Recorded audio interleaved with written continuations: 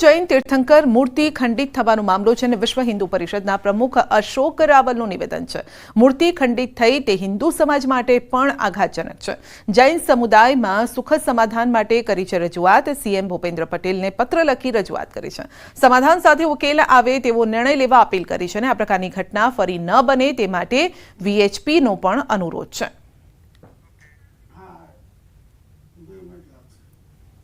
मुख्यमंत्री ने पण मैं आज रजूआत करी है कि भाई एक योग्य सारू समाधान आवे अने बधा एनाथी खुश थाय ए प्रकारनुं समाधान आवे।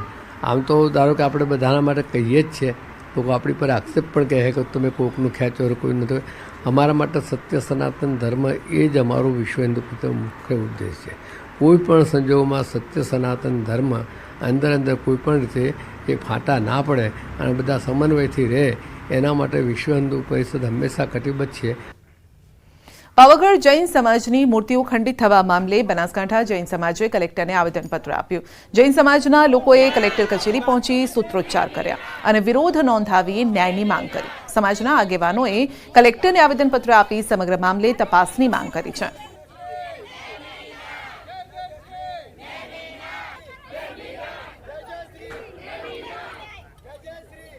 पावागढ़ में पौराणिक मूर्तिओ खंडित करवा बाबते जैन समाजनो समग्र राज्य में विरोध है।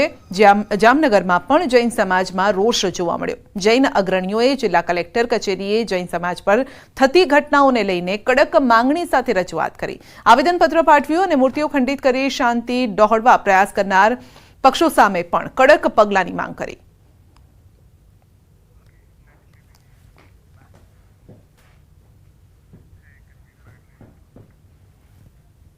पावागढ़ में ताजेतर में जो घटना बनेली है 500-700 वर्ष जूनी मूर्ति ने खंडित करवामां आवेली है तेवा लोको सामे सखत में सखत पगलां लेवामां आवे। ताजेतर में भरूच पासे पण साध्वीजीनी मस्करी करवामां आवेली हती। हमणां 20 दिवस पहला हैदराबाद पासे पर अमारा 2 साधु भगवंतोने एक्सिडेंट में मृत्यु पाम्या जे अमारा अणमोल रत्न होय छे बधा। तो आवा बनावो भविष्य में न बने अने जैन समाज ने कोई दुख न थाय ते माटे सरकारश्रीने आज अमारी रजूआत छे। आगामी 5 दिवस वरसादनी हवामान विभागनी आगाही है। थंडरस्टॉर्म साथे वरसाद पड़ी शके छे अने आजे भारे पवन साथे वरसादनी आगाही है।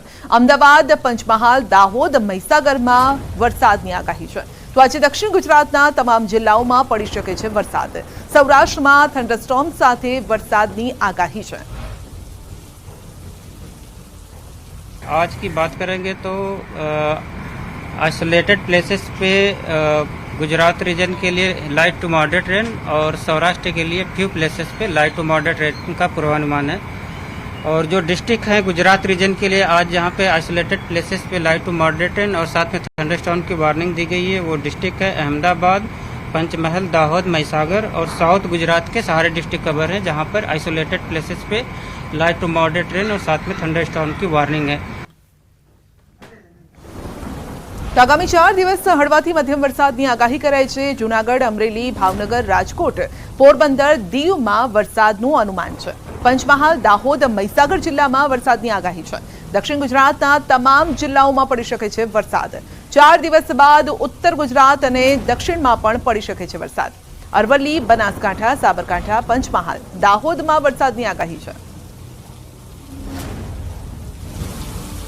डे 2, डे 3, डे 4 और डे 5 में आइसोलेटेड प्लेसेस पे लाइट टू मॉडरेट रेन और साथ में थंडरस्टॉर्म की वार्निंग दी गई है। और जो डिस्ट्रिक्ट हैं जहाँ पे आइसोलेटेड प्लेसेस पे लाइट टू मॉडरेट रेन और साथ में थंडरस्टॉर्म की वार्निंग है वो डिस्ट्रिक्ट है पंचमहल, दाहोद और महीसागर। और साउथ गुजरात के सारे डिस्ट्रिक्ट कवर हैं डे 2, डे 3, डे 4 के लिए जहाँ पे फ्यू प्लेसेस पे लाइट टू मॉडरेट रेन और साथ में थंडरस्टॉर्म की वार्निंग दी गई है। तो सारा वरसाद माटे हजू पण जोवी पड़शे राह। ચોમાસુ हजू पण नवसारी में स्थिर छे।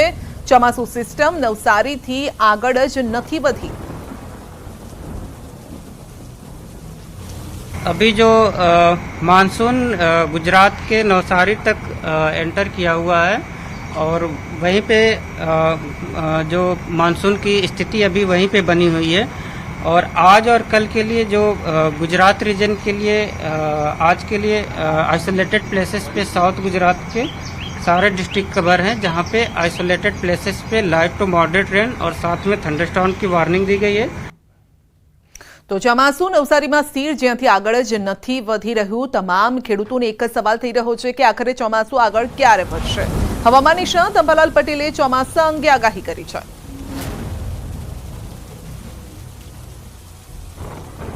આ સક્રિય થયેલું ચોમાસું આગળ વધવાના સંજોગો બહુ જરા ઊભા થયા છે.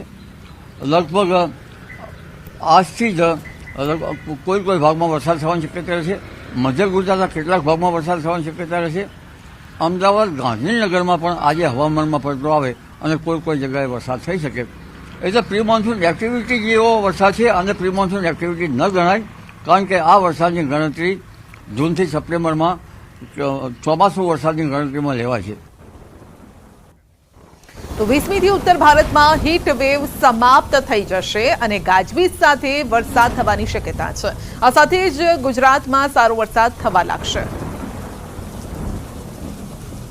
20મીથી લગભગ ઉત્તર ભારતમાં જે હીટ વેવ જે છે એ સમાપ્ત થઈ જશે અને અરબી સમુદ્રમાં ભેજ જે છે એ અને બંગાળ ઉપસાગરનો ભેજ જે વિશાખાપટ્ટનમમાં થઈને મધ્ય ભાગમાં થઈને મધ્યપ્રદેશમાં થઈને ગુજરાતના ભાગમાં આવશે અને આ બંને જે શાખાઓ મર્જ થઈ જતાં ગાજવીજ સાથે વરસાદ થવાની શક્યતા રહે છે.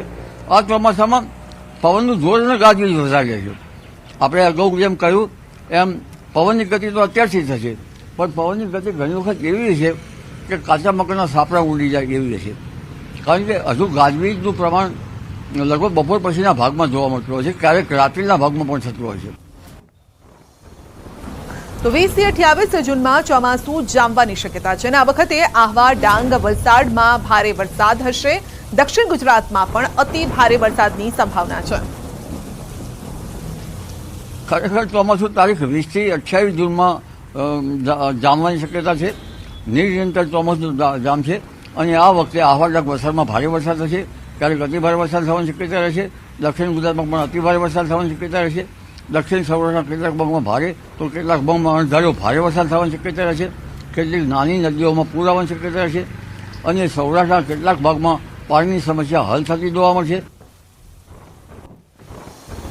તો અંબાલાલના મતે ચોમાસા અંગે ખેડૂતોએ ચિંતા કરવાની જરૂર નથી. 20થી 28માં ગુજરાતના મહદ ભાગોમાં ગાજવીજ સાથે વરસાદની સંભાવના છે. તારીખ 20થી 28માં ગુજરાતના મહદ ભાગોમાં ગાજવીજ સાથે સારો વરસાદ થવાની શક્યતા રહેશે, પરંતુ આ ગાજવીજનું પ્રમાણ વધારે છે, વીજ પ્રપાતનું પણ પ્રમાણ વધારે રહેશે. એટલે પવનની ગતિથી સાવચેત રહેવાની જરૂર છે. એ ચોમાસું હવે ધીરે ધીરે આવી રહ્યું છે, ત્યાંની કોઈ ચિંતા કરવાની જરૂર નથી ખેડૂત ભાઈને. અલબત્ત કેટલાક હોમમાં ભારે તો કેટલાક હોમમાં અતિ ભારે વરસાદ થવાની શક્યતા રહેશે. 20 તારીખ આસપાસ પણ મુંબઈ, મહારાષ્ટ્રમાં ભારે વરસાદ થવાની શક્યતા રહેશે. એટલે ચોમાસું જે છે એ પશ્ચિમ ઘાટમાં વધારે સક્રિય થશે અને બંગાળ ઉપસાગરની એક શાખા પણ સક્રિય થઈ અને ગુજરાતમાં ચરાચર વરસાદ લાવી શકે તેમ છે. તો અમરેલી જિલ્લાના ગ્રામ્ય વિસ્તારોમાં આજે પણ વરસાદી માહોલ યથાવત છે. ધારી ગીરના ગ્રામ્ય વિસ્તારોમાં વાતાવરણમાં પલટો આવ્યો છે. ધારી શહેર અને ગ્રામ્ય વિસ્તારમાં મેઘરાજાનું આગમન થયું છે. ધારી, સરસિયા, ખોખરા સહિત આસપાસના વિસ્તારોમાં વરસાદ શરૂ થયો છે અને ગરમી બફારા બાદ વરસાદ વરસતા વાતાવરણમાં ઠંડક પ્રસરી છે. વરસાદ વરસતા ખેડૂતોમાં પણ ખુશીનો માહોલ છે.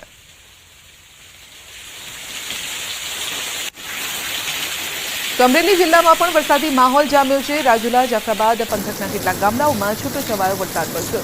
રાજુલાના રાભડા સહિત આસપાસના ગામમાં વરસાદી ઝાપટા પડ્યા. જાફરાબાદના નાગેશ્રી સહિત ગામડામાં ધોધમાર વરસાદી ઝાપટા પડ્યા. વધુ અપડેટ મેળવીશું સંવાદદાતા રાજન પાસેથી. જી રાજન, અમરેલીમાં મેઘરાજા બરાબરના વરસી રહ્યા છે. બિલકુલ સંધ્યા, આમ તો છેલ્લા કેટલાક દિવસથી અમરેલી જિલ્લાના અલગ અલગ વિસ્તારમાં સારો એવો વરસાદ પડી રહ્યો છે, પરંતુ આજનો વરસાદ કંઈક ખાસ છે એટલા માટે કે આજે ભીમ 11 છે અને હું આપને જણાવું કે સૌરાષ્ટ્રમાં આ દિવસનું ખૂબ મોટું મહત્વ હોય છે. જો આજના દિવસે વરસાદ થાય તો ખેડૂતો ખૂબ ખુશખુશાલ થાય છે, કારણ કે આજનો વરસાદ એ શુકનવંતો વરસાદ માનવામાં આવે છે અને આજે પણ અમરેલી જિલ્લાના રાજુલા, જાફરાબાદ અને અમરેલી શહેરમાં પણ અમી છાંટણા થયા છે. એટલે સ્વાભાવિક રીતે જ આજે વરસાદ છે ખેડૂતો માટે ખૂબ ખુશી લાવનારો વરસાદ છે. સંધ્યા જી, અને ભીમ 11 કેટલાક ખેડૂતો વાવણીની પણ શરૂઆત કરતા હોય છે, તો કઈ રીતે આ વખતે વાવણીનું આયોજન કર્યું છે અમરેલી જિલ્લામાં ખેડૂતોએ? બિલકુલ સંધ્યા, છેલ્લા 3-4 દિવસથી જે રીતે લાઠી, બાબરા, સાવરકુંડલા વિસ્તારમાં વરસાદ પડી રહ્યો હતો, આજે એ બધા તાલુકાઓમાં વરસાદે વિરામ લીધો છે. એટલે આજે બપોર બાદથી જ, અને આજે શુકન પણ સારા છે, એટલે આજ બપોર બાદથી જ આ વિસ્તારમાં વાવણી કાર્ય શરૂ થઈ જશે. સંધ્યા. જી રાજન, આપનો આભાર. તો સુરત જિલ્લાના વાતાવરણમાં પલટો આવ્યો છે. કીમ, પાલોદ, કોસંબા સહિતના વિસ્તારોમાં ધીમી ધારે વરસાદ શરૂ થયો છે. વરસાદ શરૂ થતાં વાતાવરણમાં ઠંડક પ્રસરી છે. વરસાદ વરસતા ખેડૂતોમાં ખુશીનો માહોલ પણ છે. માંગરોળ, ઉમરપાડામાં વહેલી સવારથી જ વાદળછાયું વાતાવરણ છે.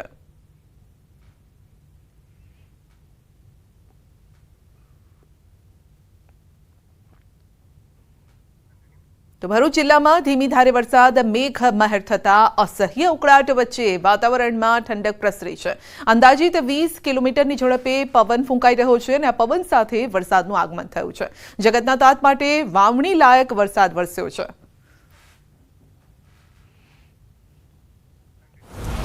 તો 4 વાગ્યા સુધીમાં 17 જિલ્લામાં વરસાદની આગાહી છે. સૌરાષ્ટ્ર અને દક્ષિણ ગુજરાતમાં વરસાદની આગાહી છે. સૌરાષ્ટ્રના 8 જિલ્લામાં તો દક્ષિણ ગુજરાતના 9 જિલ્લામાં બપોરે 4 વાગ્યા સુધીમાં વરસાદની આગાહી.